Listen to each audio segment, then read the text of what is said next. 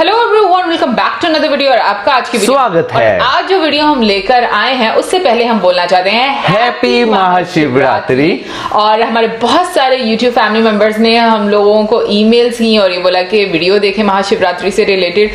और इससे पहले भी हम लोगों ने काफी सारी वीडियोस देखी हैं, लेकिन मतलब कि जब से हमने यूट्यूब स्टार्ट किया आई थिंक हम लोग हर साल देखते ही हैं। और आज हम लोग एक नई वीडियो के साथ आएंगे और टाइटल बताएंगे मौसम। टाइटल है हम महाशिवरात्रि क्यों मनाते हैं, द ओरिजिन ऑफ शिवरात्रि और महाशिवरात्रि हिस्ट्री महाशिवरात्रि। तो चलिए देख लेते हैं ये हिस्ट्री, लेकिन उससे पहले इस वीडियो का चैनल का ओरिजिनल लिंक जो है आपको हमारी वीडियो की डिस्क्रिप्शन में मिल जाएगा। सब्सक्राइब करें, लाइक करें, शेयर करें, फॉलो करें इनके चैनल को। उसके अलावा मैं ब्लॉगिंग चैनल का लिंक और इंस्टाग्राम का लिंक भी हमारी वीडियो की डिस्क्रिप्शन में मिल जाएगा। सब्सक्राइब करें, लाइक करें, शेयर करें, फॉलो करें। चलिए देख लेते हैं वीडियो। भारत में हर साल महाशिवरात्रि बड़ी धूमधाम से मनाई जाती है। ये पर्व फाल्गुन मास में कृष्ण पक्ष की चतुर्दशी को मनाया जाता है। इस दिन शिव भक्त के साथ ही भगवान शिव में श्रद्धा रखने वाले लोग उपवास रखते हैं। शिवलिंग पर बेलपत्र और फूल चढ़ाकर महादेव की पूजा करते हैं। इसके साथ ही शिवलिंग पर दूध जल अर्पित करते हैं। मान्यता है कि इस दिन भगवान शिव की जो सच्चे दिल से पूजा करता है, महादेव उसके सारे दुख हर लेते हैं और उसकी मनोकामना पूरी करते हैं। ये तो हुई महाशिवरात्रि के मनाने की बात, लेकिन क्या आपने कभी ये सोचा है कि इस दिन को महाशिवरात्रि क्यों कहा जाता है और ये क्यों मनाई जाती है? वैसे तो महाशिवरात्रि को लेकर भगवान शिव से जुड़ी कई मान्यताएं और कथाएं प्रचलित हैं। आज हम आपको उन्हीं में से कुछ पौराणिक कथाओं के बारे में बताएंगे। हाय दोस्तों, मैं हूँ शिवराम सिंह और आप देख रहे हैं हिस्ट्री टीवी इंडिया। तो चलिए शुरू करते हैं। तो इसलिए इस दिन को महाशिवरात्रि कहते हैं।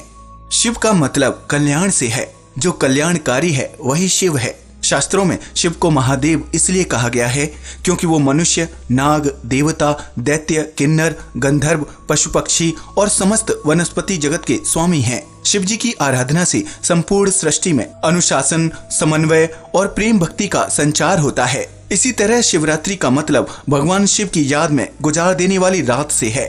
वैसे तो एक साल में 12 शिवरात्रि आती हैं, जो हर महीने की कृष्ण चतुर्दशी को होती हैं। ये दिन किसी भी महीने का आखिरी दिन होता है। माघ महीने की कृष्ण चतुर्दशी को महाशिवरात्रि कहते हैं, जो भारत में हर्षोल्लास के साथ मनाई जाती है। अब बात करते हैं पौराणिक कथा और मान्यताओं की। पहली कथा। महाशिवरात्रि के लिए अलग अलग पुराणों में कई कथाएं प्रचलित हैं। भागवत पुराण के मुताबिक देवताओं और असुरों के बीच हुए समुद्र मंथन में कई कीमती चीजें निकली, जिनको देवताओं और असुरों में आपस में बांटा। लेकिन जब इससे विष निकला तो कोई भी इसे लेने के लिए तैयार नहीं हुआ। इसी दौरान विष समुद्र के जल में मिलकर दूर तक फैलने लगा। इसे पीकर कई जानवरों और मनुष्यों की मौत होने लगी, जिससे धरती के जीवन पर खतरा मंडराने लगा। देवताओं को डर लगने लगा कि इस विष का असर कहीं धीरे धीरे स्वर्ग पर भी न होने लगे, जिससे घबराकर ऋषि, मुनि और देवगण भगवान शिव के पास गए। सब शिवजी से बचाने का अनुरोध करने लगे। जैसा कि सब जानते हैं, भगवान शिव तो दयावान और दानी है। वो तुरंत ही मान गए। उन्होंने ब्रह्मांड की रक्षा के लिए विष को पीकर अपनी योग शक्ति से उसे अपने कंठ में धारण कर लिया। तभी से भगवान शिव का नाम नीलकंठ पड़ा। भगवान शिव के इस परोपकार के चलते सभी देवों ने रात भर शिव जी की महिमा का गुणगान किया। तभी उन्होंने भगवान शिव को देवों के देव महादेव भी कहा। इसलिए तो शंकर भगवान को महादेव भी कहा जाता है। तब से ही इस दिन को महाशिवरात्रि के नाम से जाना जाता है। भगवान शिव ने साहस और धैर्य के साथ जन कल्याण के लिए विष पीकर उदारता और दया दिखाई। शिवरात्रि को लोक कल्याण, धैर्य, परोपकार और उदारता का प्रतीक माना जाता है। दूसरी कथा लिंग पुराण की है, जिसमें इस दिन को भगवान शिव के जन्म दिवस के रूप में मनाया जाता है।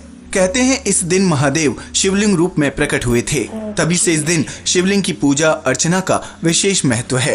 इस पुराण की कथा के अनुसार एक बार जब भगवान विष्णु और ब्रह्मा जी इस बात पर विवाद करने लगे कि दोनों में कौन बड़ा है। ये विवाद इतना बढ़ गया कि नौबत यहाँ तक आ गई कि दोनों ही अपनी महानता दिखाने के लिए अपने दिव्य अस्त्र शस्त्रों का इस्तेमाल कर युद्ध शुरू कर दिया, जिसके कारण चारों ओर हाहाकार मच गया। फिर बाकी देवता और ऋषि मुनि भगवान शिव के पास अनुरोध लेकर गए कि इन दोनों के युद्ध को शांत कराओ। इस विवाद को शांत करने के लिए महादेव ज्योतिर्लिंग के रूप में प्रकट हुए। ये लिंग एक तेज ज्वाला की तरह लग रहा था, जिसका न आदि था और न ही अंत। जब भगवान विष्णु और ब्रह्मा जी की नजरें इस लिंग पर पड़ी तो दोनों ही नहीं समझ पाए कि आखिर ये वस्तु है क्या।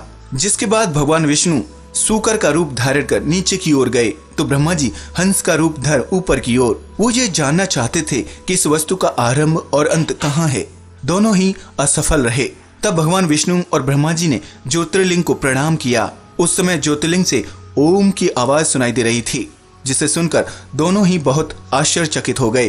तब दोनों ने ध्यान से देखा कि लिंग के दाहिनी ओर अकार, बाईं ओर उकार और बीच में मकार बना हुआ है, जिसमें से अकार सूर्यमंडल की तरह, उकार अग्नि की तरह और मकार चंद्रमा की तरह चमक रहा था। इस अनोखे दृश्य को देख ब्रह्मा और विष्णु जी बहुत ही खुश हुए और भगवान शिव की स्तुति करने लगे, जिससे प्रसन्न होकर महादेव ने दोनों को आशीर्वाद दिया। इस तरह पहली बार भगवान शिव ज्योतिर्लिंग रूप में प्रकट होने पर इस दिन को शिवरात्रि के रूप में मनाया गया। तीसरी कथा। हिंदू धर्म की मान्यता के मुताबिक इसी दिन भगवान शिव और माता पार्वती का विवाह हुआ था। इसलिए इस दिन कई मंदिरों में भक्तगण भगवान शिव और मां पार्वती की पूजा अर्चना कर इनकी शादी भी करते हैं। इतना ही नहीं, शास्त्रों और पौराणिक कथाओं में भी शिवरात्रि के दिन भगवान शिव और मां पार्वती के विवाह की बात कही गई है। इसलिए इस पर्व को भगवान के विवाह वर्षगांठ के रूप में मनाया जाता है। मान्यता है कि भगवान शिव ने हिमालय के मंदाकिनी क्षेत्र के त्रियुगी नारायण में माता पार्वती से विवाह किया था। इसका प्रमाण यहाँ जलने वाली अग्नि की ज्योति है, जो त्रेता युग से अभी तक लगातार जल रही है। कहते हैं माता पार्वती से शिवजी ने इसी ज्योति के सामने फेरे लिए थे। लोगों का मानना है कि यहाँ शादी करने से दाम्पत्य जीवन में सुख शांति बनी रहती है। इसके अलावा ये भी मान्यता है कि इस दिन पूरे साल में हुई गलतियों के लिए महादेव से क्षमा मांगने पर माफी मिल जाती है, क्योंकि महादेव बहुत दयावान और परोपकारी हैं। महाशिवरात्रि के दिन भगवान शिव की पूजा का एक विशेष महत्व है। इस दिन सभी की मनोकामना जरूर पूरी होती है। इसलिए मंदिरों में विशेष पूजा अर्चना का आयोजन कर शिवजी को मनाया जाता है। आप भी महाशिवरात्रि के दिन शिवलिंग में दूध या जल चढ़ाकर अपने परिवार की सुख शांति की मनोकामना जरूर कीजिए। आज के लिए बस इतना ही। वीडियो अच्छा लगा हो तो प्लीज इसे लाइक और शेयर करें, साथ ही चैनल को सब्सक्राइब भी करें। नमस्कार दोस्तों। बात करें अगर आज इस वीडियो की, तो इससे पहले भी हम जितने भी रिलीजियस फेस्टिवल देखते हैं इंडिया में, जैसे कि अगर हम बात करें जो गणेश फेस्टिवल है और दूसरे जितने भी हैं, जब हम उन देखते हैं बहुत अच्छे तरीके से सेलिब्रेट किए जाते हैं, एक बहुत ऑर्गेनाइज्ड वे में। बिल्कुल। और आज की वीडियो की अगर बात करूं तो मुझे सबसे अच्छी चीज ये लगी कि मुझे बहुत सारी नई चीजें जानने को पता चली हैं। कुछ का पहले भी पता था, लेकिन ये कि जैसे शिवरात्रि और महाशिवरात्रि का डिफरेंस क्या है, कि शिवरात्रि हर महीने आती है, महाशिवरात्रि साल में एक मरतबा आती है।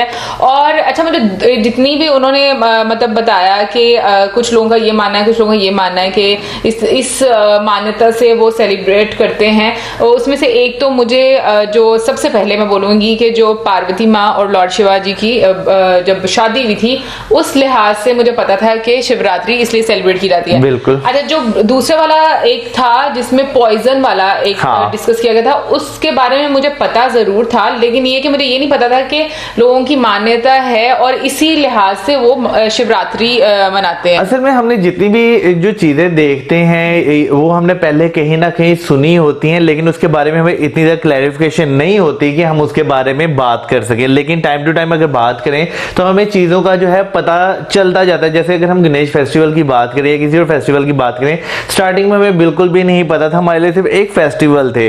लेकिन जब हमने उसके बारे में पढ़ा तो फिर हमें पता चला कि नहीं भाई, ये जो फेस्टिवल है ये मनाने का मकसद ये है। बिल्कुल। और पता है क्या, मुझे ऐसा लगता है कि ये इतना आसान नहीं होता कि अगर आप कोई भी चीज समझना चाहते हैं दूसरे रिलीजन की, इट टेक्स टाइम, क्योंकि हम लोगों को अभी 3 साल लगे हैं चीजें अंडरस्टैंड करने में, समझने में। वरना मुझे लगता है कि अगर इनिशियली अगर मैं बात करूं तो हम लोग सीरियल्स वगैरह में देखते जरूर थे, बट पता नहीं होता था कि ये क्या है, स्टोरी क्या। बट अब अगर हम लोग कभी क्लिप भी देखें ना, तो हम लोग बहुत इंटरेस्ट लेकर देखेंगे, क्योंकि हम लोग जानना चाहेंगे कि इसमें क्या बताया जा रहा है। असल में पहले जब हम ड्रामे देखते थे या फिल्में देखते थे ना, तो उसमें जो भी फेस्टिवल दिखाया जाता था वो बस हम देखते थे, ठीक है यार जैसे फेस्टिवल आते हैं ये भी एक फेस्टिवल ही है, लेकिन उसके पीछे जो है क्या एक स्टोरी है वो हमें नहीं थी मालूम होती। लेकिन अब जो है हम हर चीज पढ़ते हैं। बिल्कुल। अच्छा, वैसे मैं ऑनेस्टली अपने बारे में बात करूं तो मुझे मतलब यूट्यूबिंग करने से पहले महाशिवरात्रि के बारे में नहीं पता था।